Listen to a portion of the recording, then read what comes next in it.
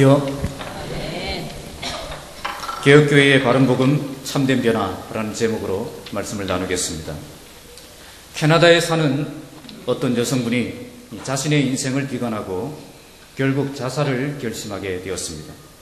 한밤중에 혼자 고민하며 괴로워하다가 마지막으로 인터넷에서 자살이라는 그런 단어로 검색을 했습니다.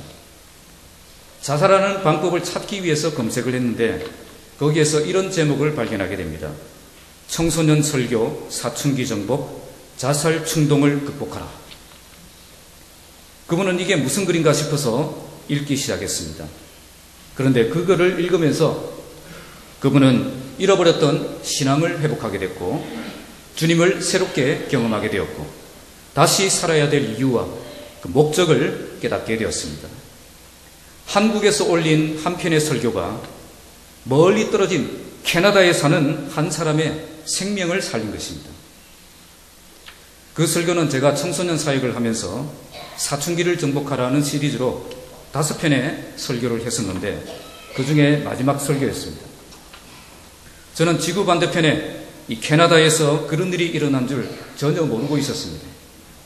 그런데 그분이 그 설교를 읽은 뒤부터 제 블로그에 들어오셔서 제가 올린 수백 편의 설교를 하나씩 읽기 시작했다고 합니다. 그러다가 제가 올린 글 중에 저는 한 편의 설교가 한 사람의 인생을 바꿀 수 있다고 믿기 때문에 설교에 목숨을 겁니다. 라는 글이 있었습니다. 그 글에 이분이 댓글을 다신 것입니다. 맞습니다. 한 편의 분명한 설교는 한 사람의 인생을 송두리째 바꾸는 능력이 있습니다. 바로 저의 인생이 그렇게 되었습니다. 그러면서 자기가 경험했던 그 감정들을 저에게 말씀해 주셨습니다. 그래서 제가 알게 되었습니다. 아마 끝까지 말씀해 주지 않으셨다면 저는 끝까지 몰랐을 것입니다. 개혁주의 교회는 설교의 능력을 믿는 교회입니다. 개혁주의 목사는 설교의 능력을 믿는 목사입니다. 개혁주의 성도는 설교의 능력을 믿는 성도입니다.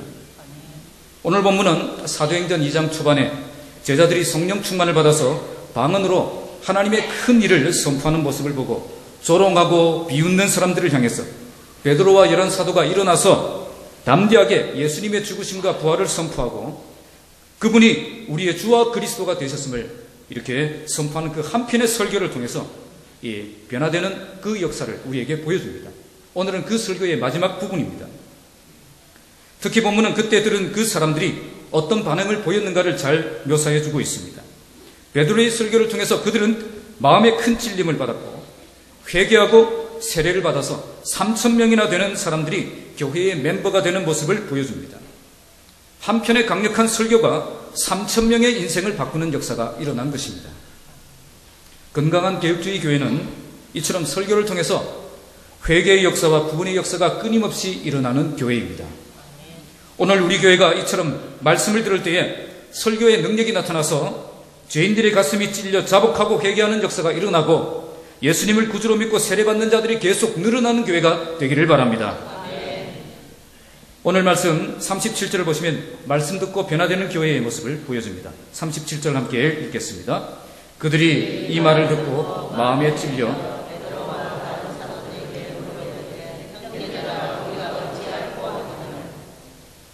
그들이 이 말을 듣고 마음에 찔렸다라고 말씀합니다. 어떤 말을 들었습니까? 바로 36절에 결론적으로 하신 말씀. 너희가 십자가에 못 박은 이 예수를 하나님이 주와 그리스도가 되게 하셨느니라. 바로 하나님이 보내신 참된 구원자를 너희가 몰랐고 그를 십자가에 못 박아 죽였다는 것입니다. 하지만 하나님께서 너희가 십자가에 못 박은 그 예수를 다시 살리시고 지극히 높여주심으로 우리의 주와 그리스도가 되게 하셨다는 것입니다. 내가 죽였던 주님, 내가 배신했던 주님, 내가 버렸던 주님, 그 주님을 하나님은 나의 주, 나의 그리스도가 되게 하셨다는 그 말씀을 듣고 그들이 깨어진 것입니다. 여기에 마음이 찔려, 이 말씀의 뜻은 마음을 찔러 관통했다는 뜻입니다. 그들의 마음이 총을 맞은 듯 뚫려버렸다는 것입니다. 마음이 뚫리니까 그들은 바로 나 자신이 그리스도를 몰랐던 죄, 그리스도를 무시했던 죄, 그리스도를 죽음에 몰아넣었던 그 죄를 자기들이 깨닫게 된 것입니다. 오늘 우리 교회에 하나님의 말씀의 역사가 이렇게 일어나길 바랍니다. 하나님의 말씀이 선포될 때 그 말씀이 우리의 심장을 뚫어버리고 구멍을 내버리는 역사가 일어나야 되는 것입니다. 그 말씀 때문에 나의 죄가 발견되고, 그 말씀 때문에 나의 허물이 발견되고, 그 말씀 때문에 나의 영적 상태가 진단이 되고, 그래서 하나님 앞에서 바로 서야 되겠다는 그 결단이 일어나야 되는 것입니다. 그래서 오늘 이 말씀을처럼 이스라엘 백성들처럼 형제들아 우리가 어찌할꼬 이렇게 엎드리는 역사가 일어나야 되는 것입니다. 이렇게 나의 죄악된 모습을 발견하고 하나님 앞에 엎드리는 그 사람에게 소망이 있습니다. 하나님께서 이렇게 자기의 죄를 깨닫고 울부짖는 그 영혼을 사랑하시고 만져주시고 건져주시는 것입니다. 그러기 위해서는 성령께서 강력하게 역사해 주셔야 됩니다. 성령께서 역사해 주실 때에 말씀의 강력한 역사가 나타나는 것입니다. 성령께서 죄인들의 마음을 움직여 주실 때에 자기가 죄인임을 깨닫고 자복하고 회개하는 역사가 일어나는 것입니다. 말씀이 선포될 때 성령께서 강력하게 역사하셔야 될 이유가 바로 여기에 있습니다. 베드로가 아무리 유창하게 설교를 잘했어도 성령께서 역사해 주시지 않으면 아무도 회개하지 않을 것입니다. 베드로가 설교를 잘했기 때문에 회개의 역사가 일어난 것이 아니라는 것입니다. 설교자가 설교 준비를 잘해서 은혜롭게 선포하는 것도 중요하지만 더 중요한 것은 성령께서 강력하게 역사해 주셔야 되는 것입니다. 그래서 교회는 기도가 살아있어야 되는 것입니다. 목사의 설교에 강력한 기름 부으심이 있도록 기도하는 종들이 있어야 되는 것입니다. 제가 아는 많은 목사님들이 주일 설교를 할 때 중보기도 팀을 세워서 예배당 밖에서 예배가 끝날 때까지 중보기도 사역을 맡기시는 것을 보았습니다. 설교자가 설교 준비를 잘해서 힘있게 선포하는 것만큼 뒤에서 기도로 협력하는 그 사역이 그만큼 중요하다는 것입니다. 그때 성령께서 강력하게 함께 역사하시기 때문입니다. 기도의 능력을 절대 과소평가하지 말아야 될 이유가 여기에 있습니다. 그래서 중보기도 사역자들이 설교자의 중요한 동력자가 되는 것입니다. 오늘 우리 교회도 말씀이 선포될 때에 성령께서 강력하게 역사하는 교회가 되기를 바랍니다. 그래서 매주 주일마다 주의 말씀을 듣고 형제들아 우리가 어찌할꼬 이렇게 자복하고 회개하는 역사가 일어나는 그런 교회가 되길 바랍니다. 이런 역사가 일어나기 위해 담임 목사의 설교를 위해 간절히 기도로 협력하는 동력자가 많이 세워지기를 바랍니다. 자, 두 번째 우리가 봐야 될 것은 바른 복음을 전파하는 교회입니다. 38절 39절인데요 38절 함께 읽겠습니다. 베드로가 이르되 죄사함을 받으라. 그리하면 성령의 선물을 받으리니. 아멘. 베드로의 설교를 듣고 그들이 마음이 찔려서 형제들아 우리가 어찌할꼬 이렇게 질문하는 자들에게 베드로는 분명한 복음을 제시합니다. 교회는 이처럼 영적 질문을 가진 자들에게 곧바로 대답할 수 있는 그 말이 준비되어 있어야 됩니다. 베드로는 그 질문을 듣고 어떻게 나도 잘 모르겠는데 그렇게 말하지 않았습니다. 사람들이 구원의 길을 알기 위해서 다가올 때에 우리는 그들에게 분명한 방향을 제시할 수 있도록 준비된 메시지가 있어야 되는 것입니다. 오늘 베드로는 그들을 향해서 곧바로 해결책을 제시합니다. 그것은 너희가 회개하고 각각 예수 그리스도 이름으로 세례를 받고 성령의 선물을 받을 수 있다는 것을 선포한 것입니다. 먼저 베드로가 선포한 것은 무엇이죠? 바로 너희가 회개해야 한다는 것입니다. 베드로는 그 무엇보다 회개를 강조했습니다.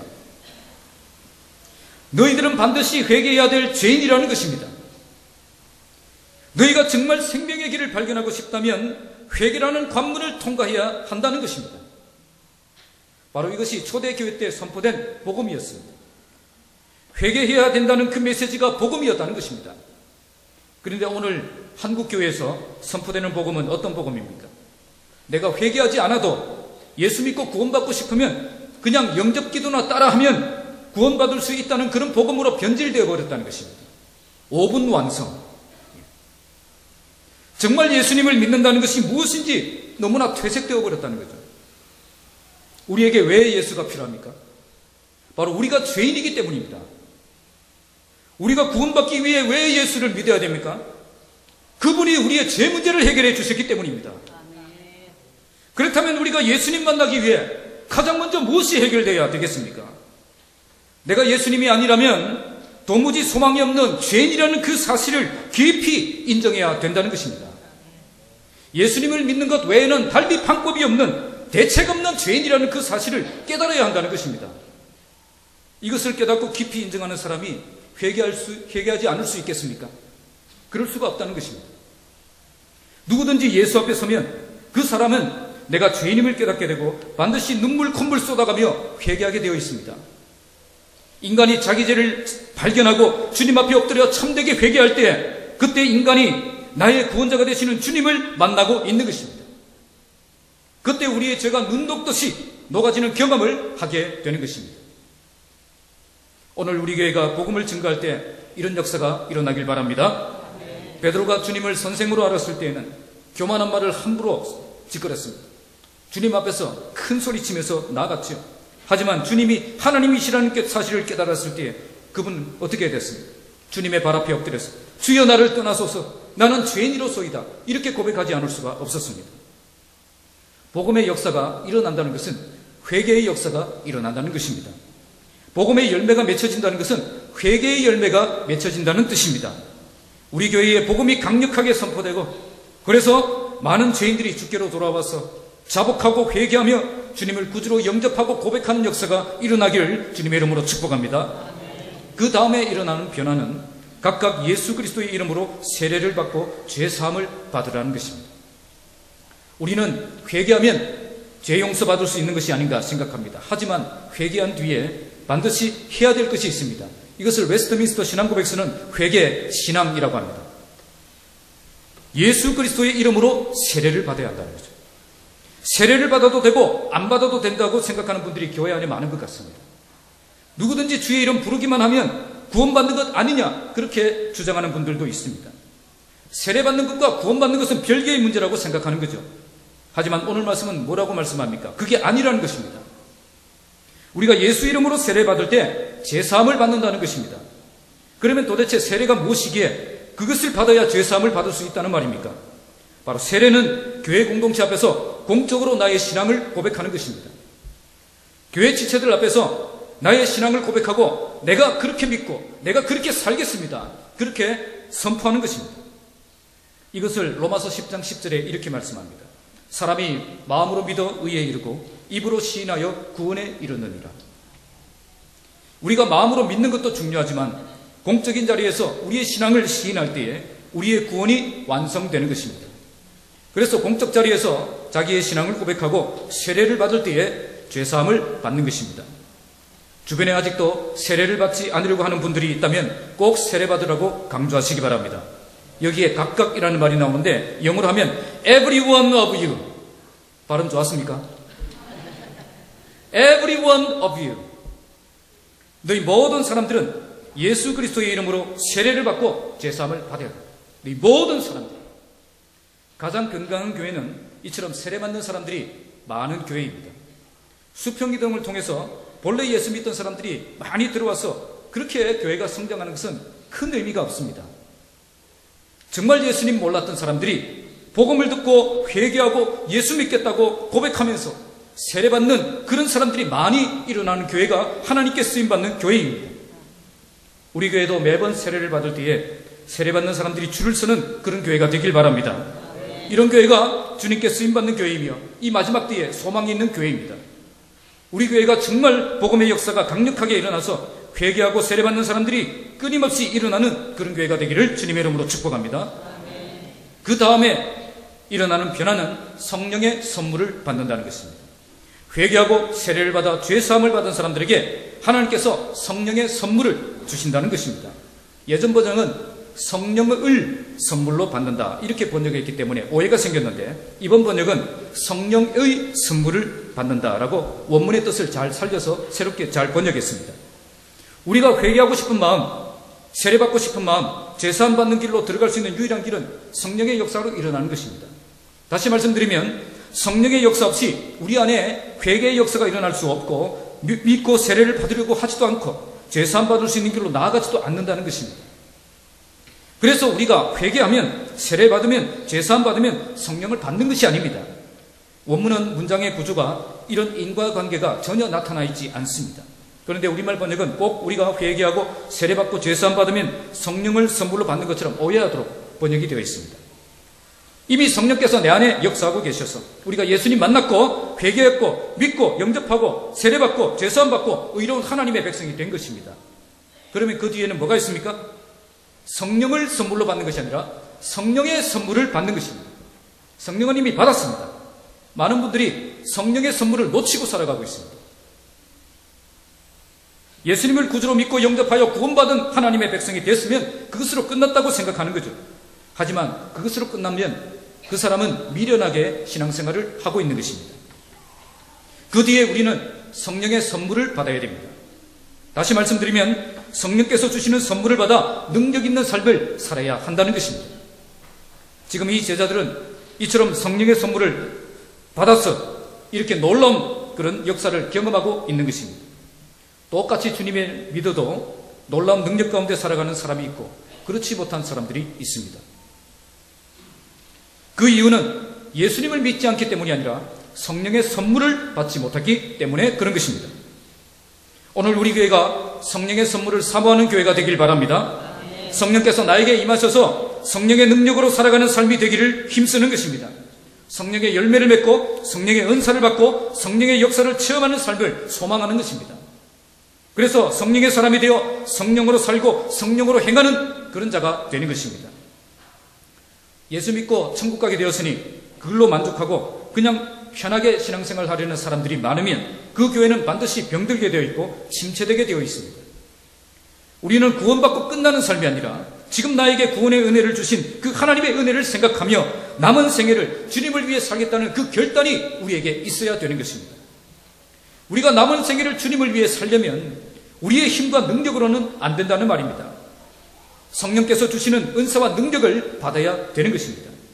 바로 그것이 성령의 선물입니다. 성령을 선물로 받는 것이 아닙니다. 성령의 선물을 받을 것이라고 말씀하고 있습니다. 성령께서 주시는 선물입니다. 우리에게 하나님이 주신 능력이 있고 그 능력으로 하나님께 쓰임받는 삶을 살아간다면 그때 인간은 가장 행복한 삶을 살고 있는 것입니다. 인간이 가장 행복할 때는 나같이 쓸모없는 이 죄인이 능력의 손에 붙들려 쓰임받고 있다는 사실을 발견할 때입니다. 인간은 하나님께 쓰임받을 때가 가장 행복한 때인 것입니다. 나에겐 성령의 선물이 필요 없다고 생각하는 사람은 이런 행복을 놓치고 살아가고 있는 것입니다. 성령의 선물을 사모하며 간절히 기도하는 여러분 되시기 바랍니다. 그러면 하나님이 주십니다. 이미 우리는 성령의 선물을 받을 수 있는 조건이 되어 있습니다. 우리가 정말 사모하며 기다리면 하나님께서 반드시 성령의 선물을 주신다는 겁니다. 우리 교회가 구원받은 백성들이 계속 늘어날 뿐 아니라 성령의 선물을 받은 사람들도 많아져서 능력 있게 쓰임받는 교회로 세워지기를 바랍니다. 인간의 열정과 노력에는 한계가 있고 바닥이 드러나게 되어 있습니다. 그러나 성령의 선물을 받아 일하는 일꾼들은 지치지 않는 열정으로 헌신하는 사람이 될 수가 있는 것입니다. 39절 함께 읽겠습니다. 이 약속은 너희와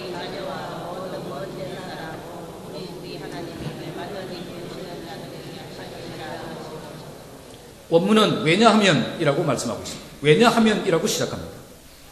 우리가 왜 성령의 선물을 받을 수 있게 되는가? 왜냐하면 38절에서 우리가 회개하고 세례받고 죄사함을 받을 수 있는 이유가 무엇인가? 바로 우리가 성령의 선물을 받을 수 있는 이유가 무엇인가?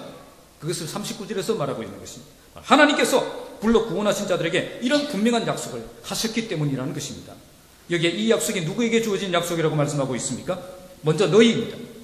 지금 이 베드로의 설교를 듣고 있는 바로 마음이 찔러 회개할 마음이 충만한 바로 그 사람들, 그리고 너희 자녀들, 당시 신앙을 가질 때에는 가족 전체가 개종을 했기 때문에 그 모든 자녀들도 들어가 있습니다.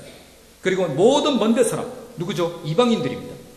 너희와 너희 자녀는 유대인이나 이방인 개종자를 말했지만 모든 먼데 사람은 이방인들을 의미합니다. 여기에다가 성경은 주 곧 우리 하나님이 얼마든지 부르시는 자들이라고 말합니다.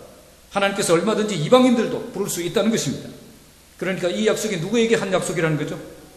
유대인들은 하나님이 자기들에게만 약속한다고 그렇게 믿고 있었습니다. 하지만 이 약속은 이스라엘 사람들에게만 주신 약속이 아닙니다.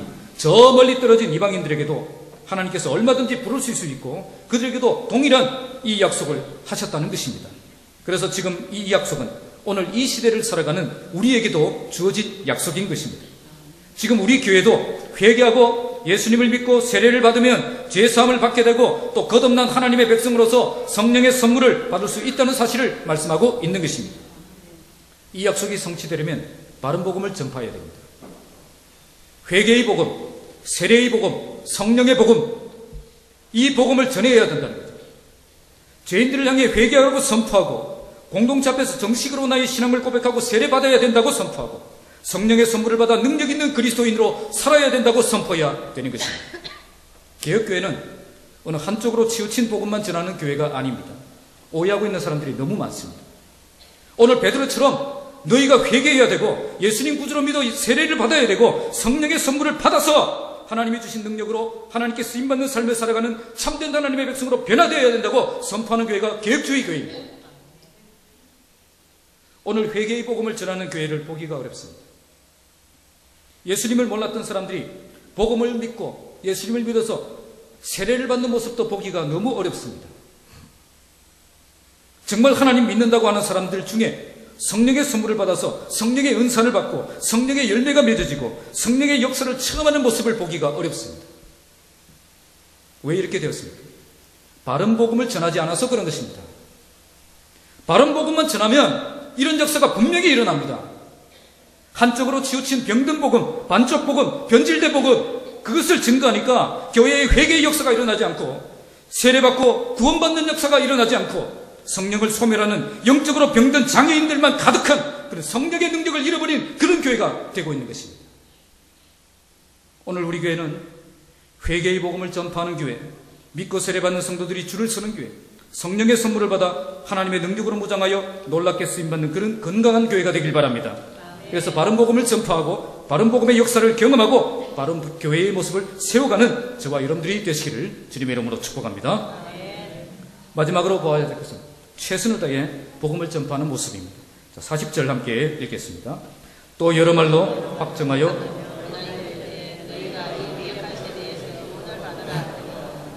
또 여러 말로 확증하며 권하여 이르되 라고 말씀합니다. 베드로는 계속해서 다양한 방법으로 그들을 변화시키기 위해서 설득하고 그리고 말씀을 전했다는 것입니다. 아마 질문도 받았을 것이고 간증도 사용했을 것이고 예수님의 말씀도 전했을 것입니다. 끝까지 포기하지 않고 최선을 다해 생명의 복음을 전파했다는 것입니다. 사실 여기 있는 사람들은 모두 익은 고구마들입니다. 그들은 이미 마음의 찔림을 받았고 회개하고 예수 믿고만 싶은 마음으로 충만한 사람들입니다. 그러면 그냥 간단하게 설명해도 되지 않겠습니까? 그렇지 않다는 것입니다. 우리는 어쨌든 최선을 다해 할 수 있는 방법을 총동원해서 그들을 섬겨야 한다는 것입니다. 왜 이렇게 해야 됩니까? 영혼 구원의 사역은 사탄의 세력과 일전을 치러야 하는 치열한 영적 전쟁이기 때문에 그렇습니다. 사탄은 절대 자기 사람들을 쉽게 내주지 않습니다. 아무리 우리가 예수님을 의지하며 영혼 구원의 사역을 한다고 해도 마귀는 절대 자기 사람을 쉽게 포기하지 않는다는 것입니다. 그래서 우리는 모든 일을 주님이 하신다는 것을 믿고 주님께 맡기고 의지하는 자세도 가져야 되지만 내가 할 수 있는 모든 일들은 어쨌든 최선을 다해 항상 최고의 것으로 사역한다는 그 마음이 있어야 되는 것입니다. 최고의 열정, 최고의 실력, 최고의 열매를 맺기 위해 최선을 다하는 그 자세가 우리에게 있어야 한다는 것입니다. 베드로는 지금 최선을 다하고 있습니다. 지금 말씀 듣고 있는 이 사람들이 이 폐역한 세대에서 구원을 받도록 하기 위해 그들은 자기가 할 수 있는 모든 것을 총동원해서 진땀을 쏟고 있는 것입니다. 그래서 하나님의 놀라운 역사가 일어날 수 있었던 것입니다. 이런 헌신을 통해 3,000명이나 회개하고 돌아오는 역사가 일어났던 것입니다. 모든 것을 하나님이 다 하실 것이니까 우리는 그냥 아무것도 하지 않아도 된다고 말하는 것은 잘못된 것입니다. 하나님께서는 지금도 일하시고 열심히 일하십니다. 그런데 그분이 어떻게 일하십니까? 우리를 통해 일하십니다. 하나님께서는 우리가 아무것도 하지 않는데 일하시는 그런 분이 아니라는 것입니다. 우리가 아무것도 하지 않으면 정말 아무 일도 일어나지 않습니다. 제가 교회에 부임하고 얼마 되지 않아 목양실에 어떤 사장님이 거울 달러 왔습니다 하고 거울을 이렇게 달러 오셨습니다. 그 거울이 어떤 거울인지 잘 몰라도 그 거울만 보면 저도 미남으로 보이고 우리 집사람도 예쁘게 보인다고 막 그렇게 희한한 거울이죠. 거울아 거울아. 그런데 그분이 거울을 달기 위해서 드릴을 이제 전기에 꽂고 드릴을 이렇게 작동하는데 드릴이 작동이 안 되는 겁니다. 전기를 분명히 꽂았고 이렇게 테스트를 했는데도 이 드릴이 움직이지 않습니다. 자, 드릴이 움직이지 않는데 그 사장님이 거울을 달 수 있습니까? 없습니까? 있어요? 없어요? 능력은 누구에게 있습니까? 드릴에게 있습니까? 사장님에게 있습니까? 거울 달 수 있는 실력이 누구에게 있습니까? 사장님에게 있습니다. 사장님이 능력이 있지만 드릴이 없으니까 거울을 달 수 있습니까? 없습니까? 없습니다. 그래서 어떻게 했을까요? 다른 드릴로 바꿨습니다. 다른 드릴로 바꿔서 거울 달고 가셨습니다. 그래서 지금 그 거울이 달려 있습니다. 지금 가지고 있는 이 드릴이 움직이지 않으면 그 드릴 버리고 대신 잘 움직이는 다른 드릴 가지고 와서 일할 수밖에 없는 것입니다. 하나님과 우리와의 관계도 마찬가지입니다. 하나님께서 우리 앞서 행하시기도 하고 우리를 위해 일하시기도 하시지만 대부분 하나님의 역사는 우리를 통해 일하십니다. 정말 하나님의 일을 하기 원하는 사람들은 자기가 맡은 일에 최선을 다해 열매를 맺고자 하는 그 열정이 있어야 되는 것입니다. 오늘 베드로는 그런 모습을 보여주었습니다. 한 영혼이라도 더 예수님 믿도록 하기 위해 그는 여러 말로 확증하며 그들을 권면했습니다. 끝까지 포기하지 않고 그들을 위해서 최선을 다했다는 것입니다. 오늘 우리 교회 모든 일꾼들이 이런 자세를 가지고 헌신하면 주께서 우리 교회를 통해서도 놀라운 역사를 이루실 줄로 믿습니다. 하나님이 다 하시겠지 생각하고 아무것도 안 하는 교회가 아니라 무엇이든지 최선을 다해 열정을 가지고 일하려고 하는 그런 교회가 건강한 교회인 것입니다. 전도도 마찬가지입니다. 하나님의 백성이면 하나님이 선택하신 사람이라면 구원하시겠지. 내가 꼭 그렇게 극성스럽게 나서야 되겠나? 이렇게 생각하는 사람들은 절대 쓰임받을 수 없습니다. 잘 움직이는 다른 드릴을 통해서 그 사람 구원하십니다. 지금 이 자리에서 한 영혼이라도 더 돌아오기는 바라는 그 마음은 누구의 마음이겠습니까? 우리 하나님의 아버지의 마음인 것입니다. 베드로는 그 하나님의 마음을 잘 알았던 것입니다. 하나님의 마음을 알았기 때문에 그는 지금 포기하지 않고 중단하지 않고 끈질기게 붙잡고 구원받으라고 그들에게 외치고 있었던 것입니다. 이런 사람이 아름다운 사람입니다. 이런 일꾼들이 사랑스러운 일꾼들입니다. 교회 안에 이처럼 하나님의 마음을 가지고 최선을 다하는 일꾼이 많을 때에 비전이 있고 소망이 있는 것입니다. 우리 교회 모든 성도들이 이런 하나님의 마음을 잘 알고 하나님께 온전히 드려지고 쓰임받는 아름다운 삶을 살아가시기를 바랍니다. 41절 함께 읽겠습니다. 그 말을 받은 사람들은 세례를 받으며 이날에 그 말을 받은 사람들, 원문은 기쁘게 받았다, 그런 뜻입니다. 이처럼 베드로의 메시지를 기쁘게 받은 사람들은 그날에 세례를 받았다는 것입니다. 세례를 받았다는 말은 자기가 죄인임을 고백하고 예수 그리스도를 분명히 믿고 공식적으로 자신의 신앙을 고백했다는 것입니다. 여기에 신도들이라는 말은 예전 번역에는 제자들이라고 번역된 말입니다. 본래 헬라어의 뜻은 영혼들이라는 뜻입니다. 그런데 지금 우리 성경은 신도라고 번역했습니다. 이것은 이 영혼들이 어떤 영혼들이 되었다는 거죠? 이제 주님을 믿는 그런 신자들이 되었다는 것입니다. 그래서 이렇게 번역한 것 같습니다. 어쨌든 이날에 세례를 받고 구원받은 영혼들이 3,000명이나 되었다, 그렇게 말씀합니다. 한 번의 설교로 개척한 지 하루 만에, 개척한 지 하루 되었습니다. 개척한 지 하루 만에 3,000명이 전도되는 역사가 일어난 것입니다. 세상 어디에도 개척한 지 하루 만에 3,000명이 넘는 교회가 된 교회는 지금까지 없었습니다. 이런 역사가 일어난 이유가 어디에 있겠습니까? 물론 베드로가 성령의 능력으로 복음을 전했기 때문에 이런 역사가 일어났습니다. 성령의 능력이 함께했기 때문에 인간의 능력으로 도무지 감당할 수 없는 그런 수준의 역사가 일어난 것입니다. 하나님의 사역에 하나님의 능력이 나타나려면 반드시 우리가 성령을 받아야 되는 이유가 여기에 있는 것입니다. 그러나 그것으로 끝나지 않습니다. 베드로는 끝까지 포기하지 않고 최선을 다해 복음을 전했습니다. 성령의 능력이 함께하니까 자기는 대충 해도 된다고 절대 생각하지 않았습니다.